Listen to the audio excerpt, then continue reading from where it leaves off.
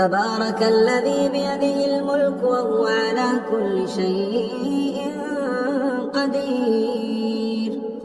الذي خلق الموت والحياة ليبلوكم أيكم أحسن عملا وهو العزيز الغفور الذي خلق 7 سماوات طباقا ما ترى في خلق الرحمن من تفاوت فارجع البصر هل ترى من فطور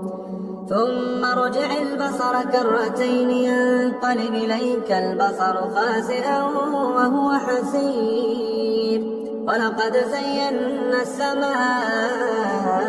الدنيا بمصابيح وجعلناها رجوما للشياطين وأعتدنا لهم عذاب السعير وللذين كفروا بربهم عذاب جهنم وبئس المصير إذا ألقوا فيها سمعوا لها شهيقا وهي تفور تكاد تميز من الغيظ كلما ألقي فيها فوج سألهم خزنتها ألم يأتكم نذير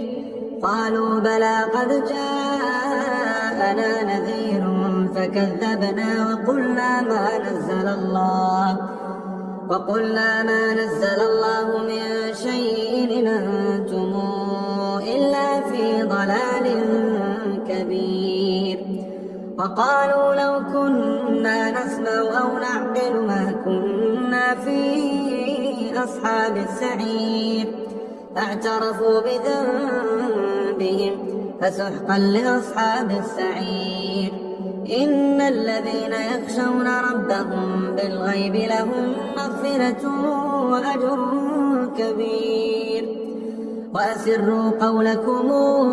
أو اجهروا به إنه عليم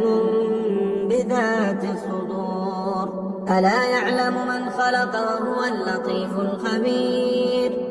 هو الذي جعل لكم الأرض ذلولا فامشوا في مناكبها وكلوا من رزقه وإليه النشور آمنتم من في السماء أن يخسف بكم الأرض فإذا هي تمور أمنتم من في السماء أن يرسل عليكم حاصبا فستعلمون كيف نذير ولقد كذب الذين من قبلهم فكيف كان نكير أولم يروا إلى الطير فوقهم صافات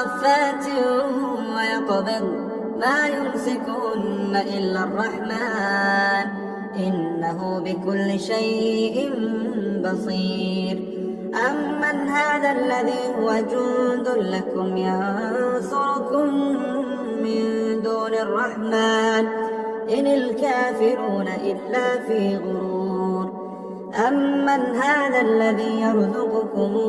إن أمسك رزقه بل لجوا في عتو ونفور أفمن يمشي مكبا على وجهه أهدى أمن يمشي سويا على صراط مستقيم قل هو الذي أنشأكم وجعل لكم السمع والأبصار والأفئدة قليلا ما تشكرون قل هو الذي ذرأكم في الأرض وإليه تحشرون ويقولون متى هذا الوعد إن كنتم صادقين قل إنما العلم عند الله وإنما أنا نذير مبين فلما رأوا زلفة سيئت وجوه الذين كفروا وقيل هذا الذي كنتم به تدعون قل رأيتم إن أهلكني الله ومن معي أو رحمنا أو رحمنا فمن يجير الكافرين من عذاب أليم. قل هو الرحمن آمنا به وعليه توكلنا فستعلمون من هو في ضلال مبين. قل أرأيتم إن أصبح ماؤكم غورا فمن يأتيكم بماء